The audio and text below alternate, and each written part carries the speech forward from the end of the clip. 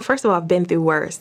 I've been through worse. And what I didn't say, what kind of really was the catalyst in this, in me really pursuing my why, was shortly after starting my journey as a federal, I'm a federal employee, I was furloughed. You was furloughed. So no, keep in mind, this is me, serious, absolutely. I'm getting out of debt.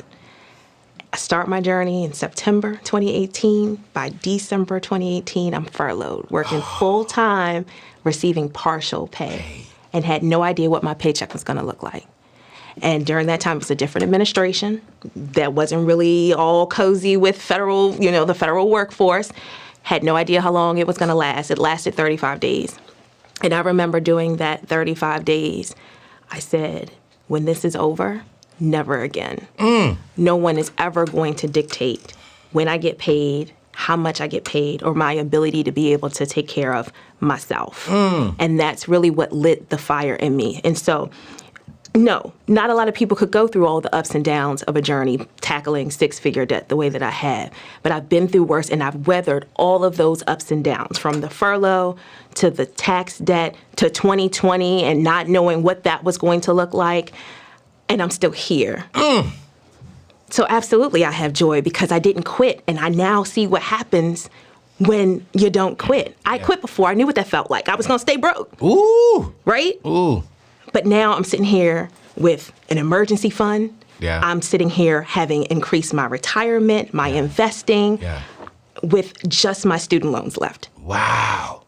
So your credit card, 15 credit cards Done. They gone. Gone. Because I didn't quit. So absolutely I got joy, because I am literally living the life that I am building. I'm still in the middle. I haven't gotten all the way there. Right. But as I've paid off debt, I've freed up money that I'm able to put towards the things that matter to me. Yeah. So when my mama calls, or she has, a medical bill, guess what? Yeah. I got that. Yeah. And I know people saying, well, wait, you still got this student loan debt. Yep. But you're talking about you giving money away over here. So what are you doing about the student loan debt? I know my people. You know what I'm saying? Trust me, y'all. I asked the same question before the interview. Like, hold up, Shawty. What you mean you got this debt over here?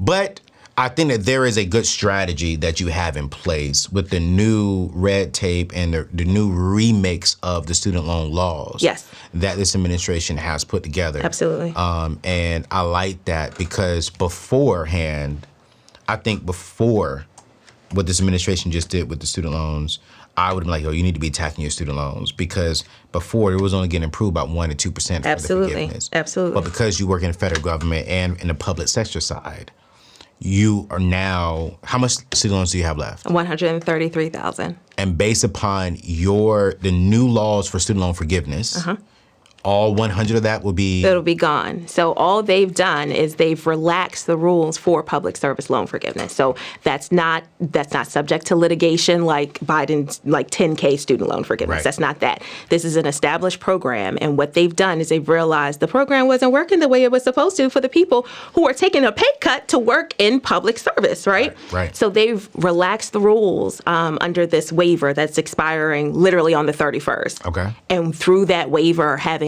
they're going back to do retroactive credit for payments that would not have qualified.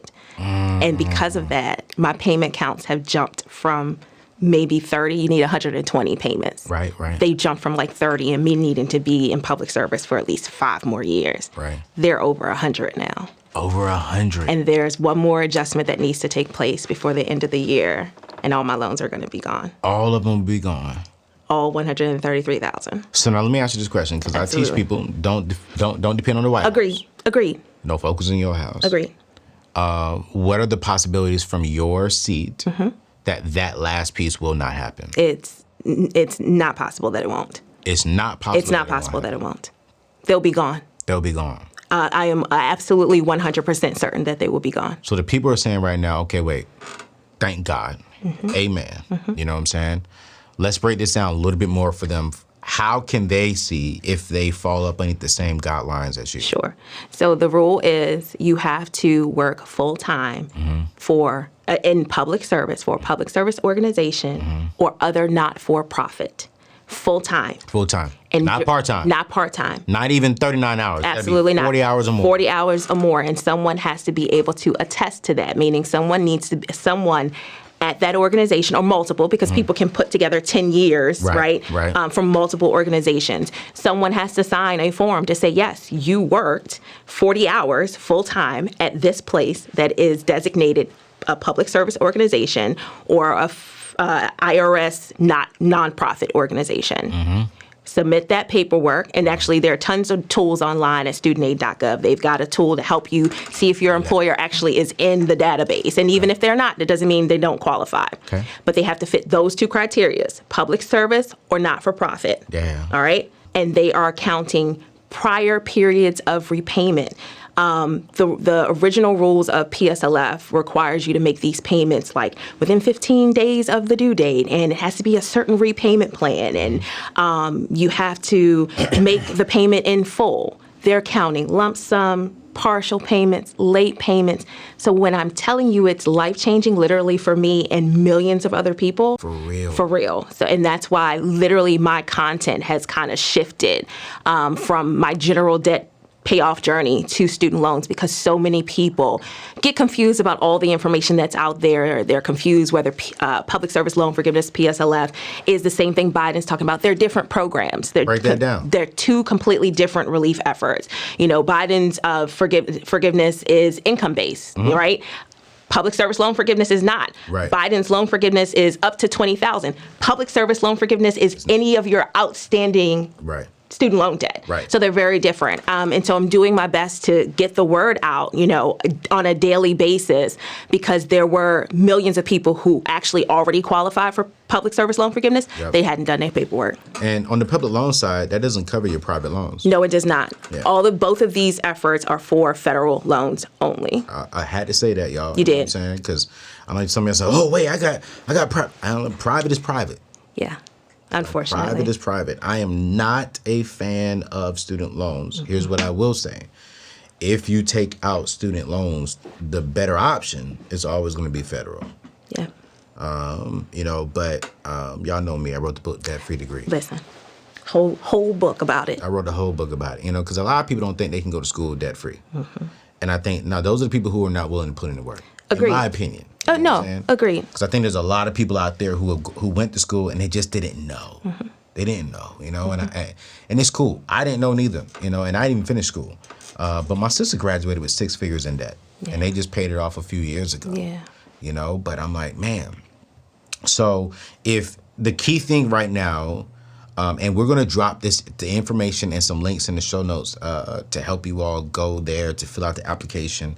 So go check out the show note links, because I'm telling you right now, this is going to be important. You got to do this by October 31st. So I'm telling y'all, do this after November 1st.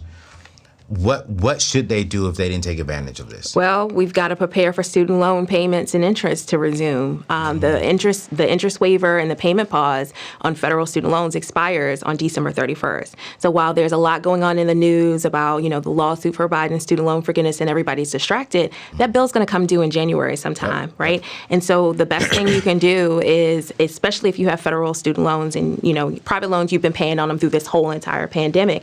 But for those who have federal student loans, majority of them have not been making payments for over 2 years because they've been saving, trying to live, you know, breathe a little bit or pay off higher interest debt. Absolutely. Right?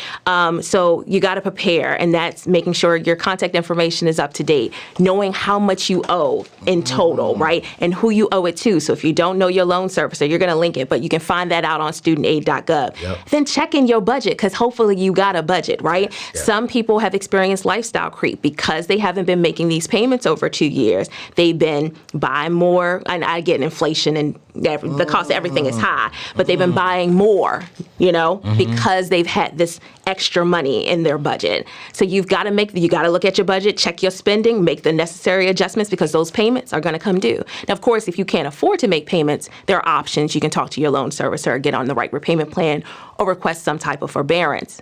I just highly recommend that only if you absolutely can't make your payment, because that interest is a problem. It is. That interest is going to be a huge problem for a lot of people, Yeah. unfortunately.